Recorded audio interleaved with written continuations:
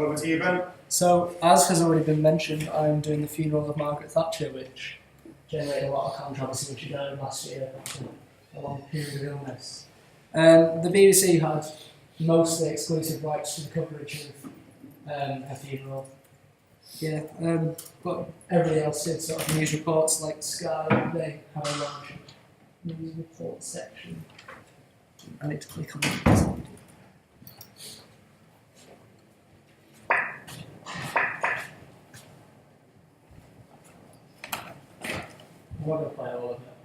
Good morning from St Paul's Cathedral in London, where later this morning the funeral service for Lady Thatcher, Margaret Thatcher, British Prime Minister from 1979 until 1990, will take place.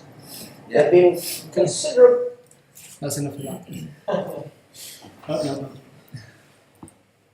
So, yeah, it took place on April 17th, 2013, and it was really irregular for a Wednesday morning because it had the largest Wednesday morning viewing that year. It peaked about 10 o'clock with 4.1 million viewers, and on average it was watched by 3.2, but I think it went down to something like 332,000 on average, about 12. And the BBC showed a 3-hour-long special presented by David Dimbleby, I assume, yeah. And yeah, it took 43% of all the television viewership that morning. But while they showed a lot, what they didn't show was a lot of protests. Margaret Thatcher wasn't really a popular person. She was a Conservative Prime Minister in the late 70s until the early 90s, I think. And with everything that went on during her, I was going to say regime there, but during her reign, yeah, she wasn't popular with all the mine closures, and there was a lot of protests on the route, but somehow they weren't really shown in the broadcasts. So that was, yeah. So this led to more arguments about the BBC being depicted as biased. There's been a view for years that somehow the BBC is left biased, but there isn't really much to support those claims. But in the past few years, it's sort of come out that the BBC is very right biased. And partly this is because they're funded by the government, and the government right now is a right-wing government. So obviously, in a way, they're going to take the agenda of what the government is. But at the same time, there's a massive influx of sort of right-leaning politicians and sympathisers, I guess, who are now taking up major roles in the BBC, such as the former chairman at the time of Margaret Thatcher's funeral, which was Chris Patten, who was a former Conservative cabinet minister.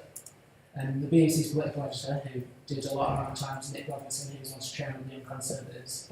And his former senior political producer, Theo Rogers, is now George Osborne's special advisor. So, I mean, you can pick out a few names, but the more you look into it, the more right-wing ex-politicians and stuff there is. And there's been a lot of stuff going on. In the previous elections, Conservative politicians have featured way more than Labour's and Lib Dems by about 50%. Yeah, and the BBC has a weird stance of being sort of pro-business, pro-capitalism, where as something that is supposed to be neutral and supposed to be run by the people, it isn't. It just focuses on basically one sector. Just there's a little chart there how in the financial crisis,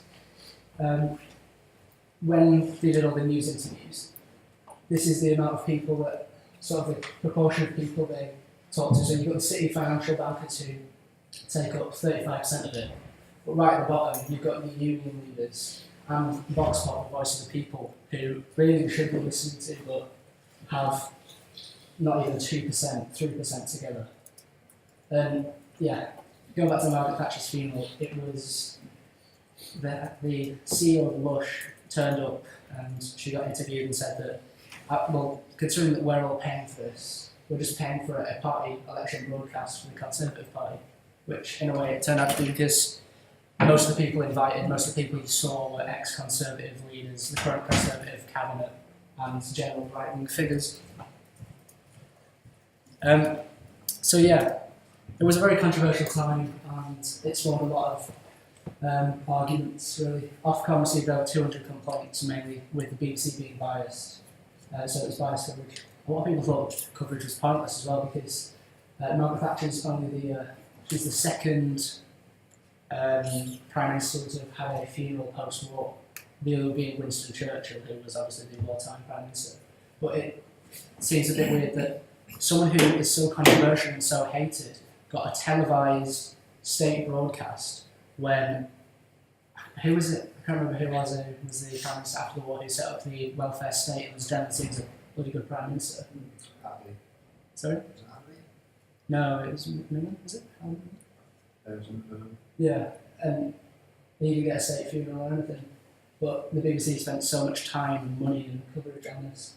And then there was another complaint around the time regarding the song from, I think it's The Wizard of Oz, song, Ding Dong the Witch is Dead, which obviously has been used to sort of refer to Margaret Thatcher, and there was a massive drive campaign to sort of get that to #1 in the charts. It only reached #2, but the BBC made it even more controversial by saying that, well, we're not going to play the full song, we'll only play a 5-second soundbite of it when it's only a 51-second song to begin with, and people would have forgotten it in a week, but he just made too much controversy around it and made it seem really bad that it was a thing. So, really to conclude with, it's how biased is the BBC. When you think about it, all news agencies have an agenda. So Sky News is very right-leaning because of who it's run by. ITV is kind of on the opposite spectrum, it's fairly left-wing. And obviously you get ones like Russia Today who are very Russia-based. And when you think about it, all news will have an agenda because it has to be edited by someone. But I think the reason the BBC gets so much flack for it is because we don't expect it. Because they are an organisation who are supposedly run by the people. They're supposed to provide impartial news for everyone because they're a public service. But yeah, at the end of the day, all news has an agenda.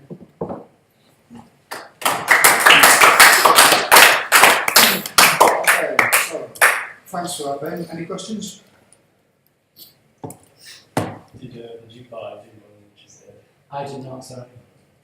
Do you think that the BBC perhaps have a responsibility as well to say, well, ultimately, in terms of the dignity involved in any funeral, that was perhaps protecting their responsibility not to show any protests?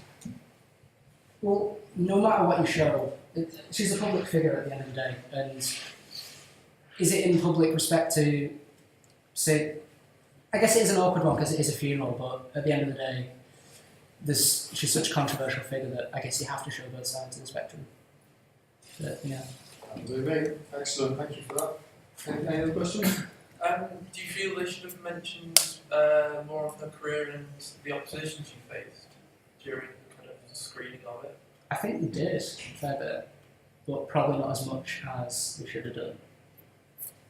Yeah. Yeah, like you.